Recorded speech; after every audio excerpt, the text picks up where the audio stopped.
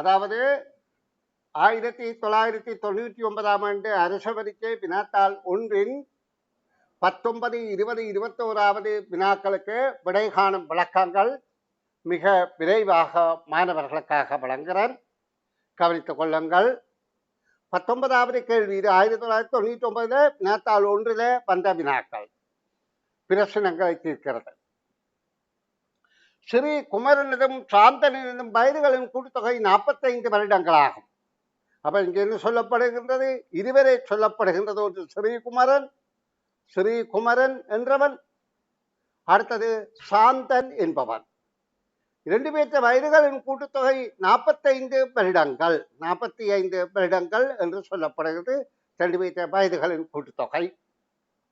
ஸ்ரீகுமரனின் வயது சாந்தனின் வயதின் 4 மடங்காயின். அப்ப ஸ்ரீகுமரன் வயது சாந்தன் வயதை போல 4 மடங்கு ஆயின் சாந்தனின் வயது எத்தனை என்று கேட்கப்படுகின்றது. இது ஸ்ரீகுமரன் என்று வைத்துக் கொள்ளுங்கள். ஸ்ரீகுமரன், இது சாந்தன் என வைத்துக் கொள்வோம். இந்த சாந்தன் வயதை போல இவற்ற வயது 4 மடங்கு என்றால் இப்ப கேட்கப்பட்டது சாந்தனின் வயது யாது, அதாவது வயது குறைந்தவருக்குரிய வயது யாது என்று கேட்கப்படுது. இப்ப எங்களுக்கு இதுல ரெண்டு பேற்ற வயதுகளின் கூட்டுத்தொகை 45 என்று தந்திருக்கு. இப்ப இதுல தரப்பட்ட தரவுகளின்படி எங்களை புரிந்து கொள்ளக்கூடியதாக இருக்கிறது. சாந்தனுக்கு வயது 4 மடங்கு என்றபடியால் சாந்தனுக்கு 1 மடங்கு வயது, 1 மடங்கு. ஸ்ரீகுமரன் வயது 4 மடங்கு வயது. இவை ரெண்டும் சேர்த்துத்தான் 45 வருடங்கள். அப்ப மொத்தம் 5 மடங்கு. அப்ப 45 நாங்கள் 5ஆல வகுத்தால் 45 5ஆல வகுத்தால் 9 என விடை வரும். அப்போ 1 மடங்கு வயது உள்ளவருக்கு 9 வயது. நல்லா கவனித்துக் கொள்ளுங்க. இவருக்கு 9 போல 4 என்றால் 9, 2, 18, 18, 2, 36 வயது. அவர்களே கூட 45. இப்ப யாருடைய வயது கேட்கப்படுது? சாந்தன் வயது கேட்கப்படுது. சாந்தனின் வயது 9 வருடங்கள். இனி அடுத்த வினாவுக்கு விடை விளக்கம் தருகின்றேன், கவனிங்கோ. ரமணன் தனது வீட்டிலிருந்து வடக்கு நோக்கி சிறிது தூரம் சென்ற பின், இப்ப நாங்க திசைகளை ஞாபகத்தில் வைத்துக் கொள்ள வேண்டும். 4 திசைகளும் வலஞ்சுழியாக வடக்கு, கிழக்கு, தெற்கு, மேற்கு என்பது எங்களுக்கு மனநமாக இருக்குது. அதாவது வடக்கு என்பதை மேல காட்டித்தான் நாங்கள் படங்கள்ல, சித்திரப்படங்கள்ல திசை குறிப்பது வழக்கம். அதுக்கு பிறகு வலது கை பக்கம் இருக்கிறது கிழக்கு திசை, கீழே இருக்கிறது தெற்கு திசை, இடது கை பக்கம் இருக்கிறது மேற்கு திசை. இப்ப இங்க என்ன சொல்லப்படுகிறது? ரமணன் தனது வீட்டிலிருந்து வடக்கு திசையை நோக்கி சிறிது தூரம் சென்றான். கொஞ்ச தூரம், அவ்வளவு தூரம் என்று சொல்லி இல்லை. பின் வலது கை பக்கம் திரும்பி சிறிது தூரம் சென்றான். சரி, வலது கை பக்கம் இங்கதான், வலது பக்கமாக அவன் வலது கை, அவன் போகைக்கு அவன் வலது கையை தூக்கினால் வலது கை பக்கம் தெரியும். அப்ப வலது கை பக்கம் சிறிது தூரம் சென்றான். பின்பு வலது கை பக்கம் திரும்பி, அதாவது முதல்ல வலது கை பக்கம் சிறிது தூரம், பின்பும் வலது கை பக்கம் திரும்பி சிறிது தூரம் சென்றான். திரும்பவும் வலது கை பக்கம் திரும்பி போறான். அப்ப இப்படியாக இருக்கின்றது. மீண்டும் வலது கை பக்கம் திரும்பி சிறிது தூரம் சென்றான். திரும்பி இப்படி போகின்றான். இறுதியில் இடது கை பக்கம் திரும்பி, வலது கை என்றால் மேலே போகும், இடது கை என்றபடியால் அவன் கீழ் நோக்கி செல்கின்றான். இப்பொழுது ரமணன் எந்த திசையை நோக்கி செல்கின்றான்? இங்கே எங்களுக்கு தெரியுது கீழ் நோக்கி போறது தெற்கு. ஆகவே இது தெற்கு என்பது விடையாகும். அப்ப இதுல 3வது விடைதான் பொருத்தமானது. இனி அடுத்த வினாவுக்கு விடை காணும் விளக்கம் வழங்க போறேன், கவனிங்கோ. இது அரச பரீட்சை 1999ஆம் ஆண்டு வினாத்தாள் ஒன்றின் 19, 20, 21வது வினாக்கள். பிரசன்னா படம் ஒன்றினை பார்த்து பின்வருமாறு கூறினான். பிரசன்னா என்ன செய்கிறான்? ஒரு படத்தை பார்க்கிறான். வீட்டு சுவரில் ஒரு படம் இருக்கின்றது. அதிலே ஒரு ஆளுடைய படம் இருக்கின்றது. ஒரு ஆளுடைய வடிவம், உருவம் படமாக இருக்கின்றது. அந்த படத்தை பார்த்து அவன் சொல்கிறான், இந்த படத்தில் இருப்பவரின் தந்தை, இந்த படத்திலே ஒருத்தர் இருக்கிறார், இவருடைய அப்பா, தந்தை என்ற அப்பா எனது அம்மாவின் தந்தையாகும். அப்ப இது எனது அம்மாவென்றால் அம்மாவின் தந்தையும் அதே ஆள்தான். இப்படத்தில் இருப்பவரின் தந்தை தான் எனது அம்மாவின் தந்தையும் ஆகும் என்று சொல்றான். அப்படியானால் படத்தில் இருப்பவருக்கும் பிரசன்னாவுக்கும் இடையில் உறவு முறையாது.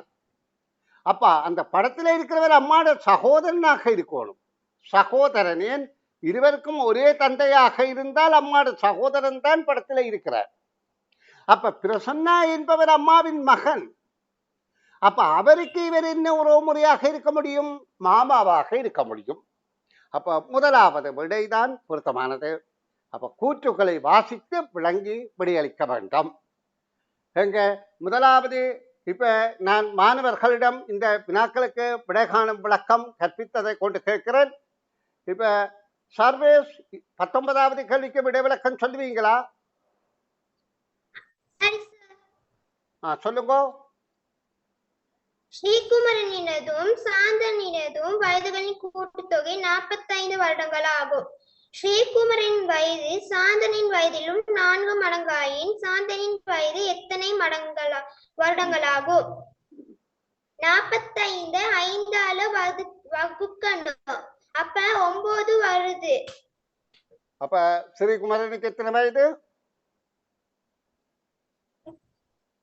36. சாந்தனுக்கு எத்தனை வயது? 9. Very good.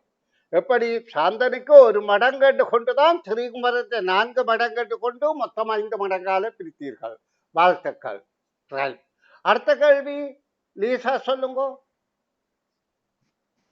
ரமணன் தனது வீட்டிலிருந்து வடக்கு நோக்கி சிறிது தூரம் சென்ற பின் வலது கை பக்கம் திரும்பி சிறிது தூரம் சென்றான். பின்பு வலது கை பக்கம் திரும்பி சிறிது தூரம் சென்று மீண்டும் வலது கை பக்கம் திரும்பி சிறிது தூரம் சென்ற பின் இறுதியில் இடது கை பக்கம் இப்போ திரும்பினான். இப்போது ரமணன் எத்திசையை நோக்கி நிற்கிறார்.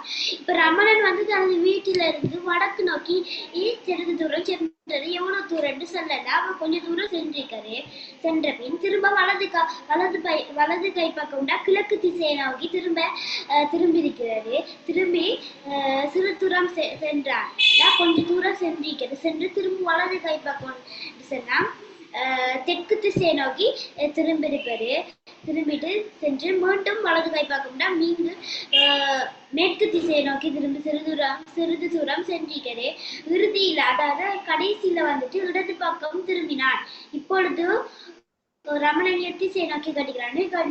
இப்ப அவன் கடைசியா இப்ப மேற்கு திசையில நின்றால் கடைசியா இடது பக்கம் திரும்பி இருக்கிறது. இடது பக்கம் தான் கீழ் நோக்கி தான் வரும். கீழ் நோக்கி வந்தா தெற்கு திசை. அப்ப 3வது விடை.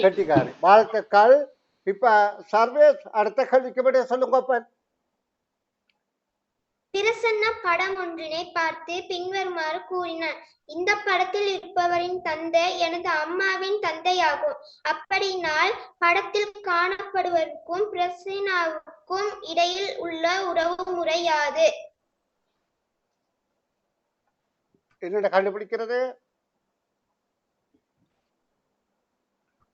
உங்களுக்கு கஷ்டமா இருக்கா? விளக்கம் சொல்ல முடியுமா? கஷ்டமா? சொல்ல முடியும். அப்ப சொல்லுங்க. அப்ப பிரசன்னா ஒரு படத்தை பார்த்து இந்த பின்வருமாறு கூறினார். இந்த படத்தில் இருப்பவர் எனது அம்மாவின் தந்தையா?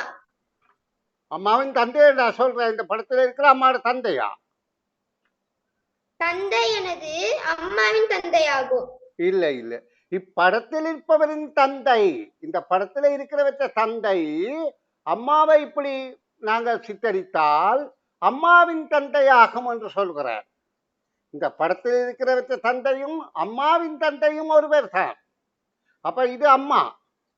அப்ப இந்த படத்துல இருக்கிறவர் இவர் பிரசன்னாவுக்கு அம்மாவின் தந்தை என்ற பிரசன்னா அம்மாட மகன்.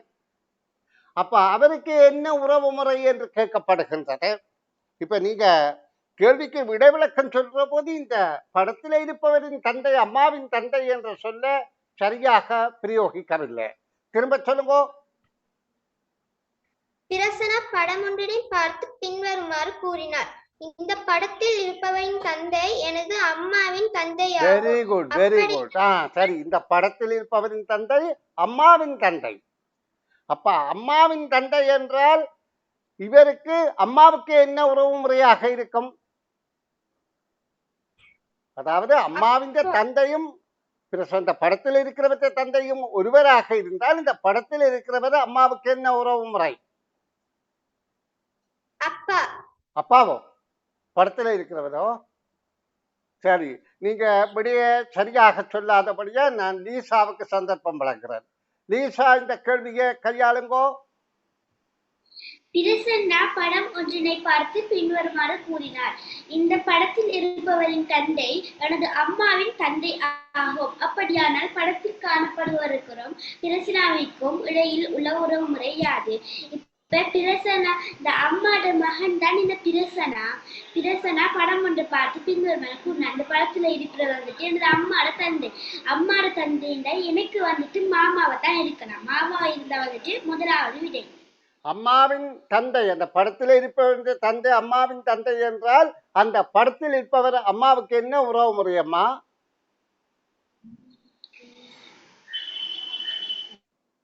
அம்மாவுக்கு அந்த படத்துல இருக்கிறவர் என்ன உறவு முறை? சகோதரன். Very good. அம்மாவோட சகோதரன் பிரசன்னாவுக்கு என்ன உறவு முறை? மாமா. மாமா. Very good. வாழ்த்துக்கள் வாழ்த்துக்கள். அதாவது கேள்விகளை வாசித்து விளங்குறத மட்டுமல்ல, தெளிவாக விடையளிக்க பழக வேணும். பரவாயில்லை.